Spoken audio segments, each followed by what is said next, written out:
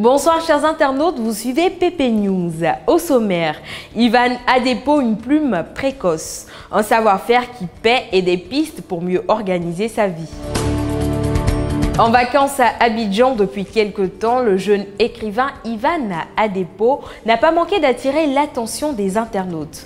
En effet, en raison de la précocité de sa plume, l'élève en classe de 4e a séduit plus d'un sur la toile.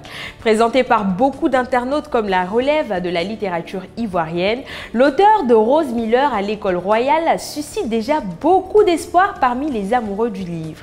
Cela s'est d'ailleurs ressenti dans les commentaires et réactions le mardi 6 octobre 2020 suite à une publication d'un magazine ivoirien sur Facebook. Ce sont ainsi plus de 300 commentaires et 4549 likes, dont des centaines de félicitations que ce post a recueilli. N'ayant pas eu la chance d'être un styliste modéliste, Oumar Sedik a opté pour la couture ambulante, communément appelée toklo-toklo.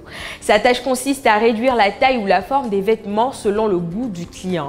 Selon Oumar Sedik, le prix de ses prestations varie en fonction des réparations. Cependant, il a confié que le coût des retouches simples est fixé à 100 francs CFA.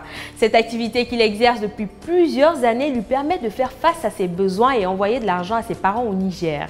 La machine qu'il porte sur son épaule impacte sur son physique. De ce fait, il envisage d'investir et mettre fin à sa promenade.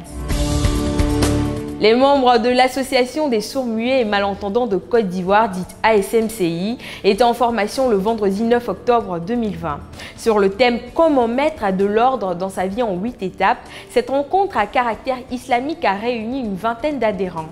Les participants ont été instruits par Rajab Sidi Kone sur le thème de la journée. Il a expliqué dans son intervention que l'homme doit reprendre le contrôle de sa vie, cela avant tout pour mieux organiser sa vie spirituelle et consacrer son temps à ce qui en vaut la peine.